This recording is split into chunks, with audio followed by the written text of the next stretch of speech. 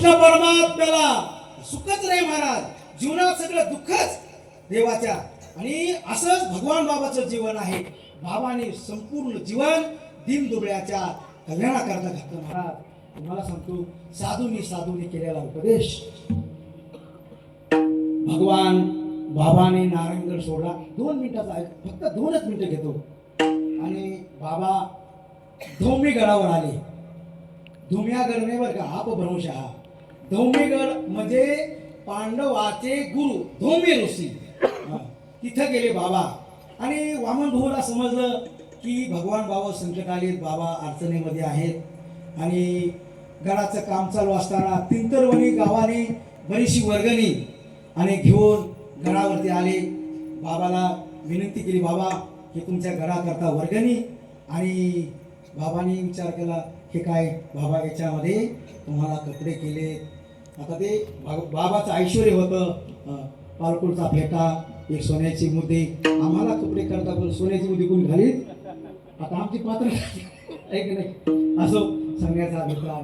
आणि मग बाबाचं असं जीवन अगदी संघर्षमय चालू असताना वामन भाऊ विचार करतात, अरे भगवानावर संकट आलेलं आहे, आपण केलं पाहिजे. अरे साधूवर काय प्रेम केलं महाराज. ह्या 2 साधूचं एवढं प्रेम होतं ना, अतिशय जीवाचं प्रेम होतं त्या 2 महात्म्याचं. आणि वामन भाऊ महाराज आले आणि विनंती करतंय गाव. तेवढ्यात बाबांनी बघितलं की भाऊ आले. आणि मग स्वतः भगवान बाबा समोर गेले. आणि मग धन्याजदेन संत दर्शनाचा अनंत जन्मीचा सिंह गेला. आणि बाबाने बोला अशा प्रकारे आदराने आले आणि बसवलं वामन भाऊ महाराजाला. आणि सांगितलं, भाऊ बरं झालं तुम्ही आले, हे आनंद वाटला, माझं हृदय भरून आलं. भाऊ सगळं दुःख विसरून गेलो. आणि आता भाऊ एक काम करा, हे कपडे तुम्ही घाला. वामन भाऊ विचार करा, भगवान बाबा हे कपडे समाजाने तुम्हाला आणले, तुम्हीच घाला. भाऊ सांगतात, बाबा तुम्ही कपडे घाला. पण भगवान बाबा ही फार मोठ्या मनाची व्यक्ती. बाबांनी सांगितलं, भाऊ तुम्ही माझ्यापेक्षा मोठे आहात, तेव्हा हा मान तुमचाच आहे, तुम्ही घाला. तोही साधू महात्म्याने ऐकणार.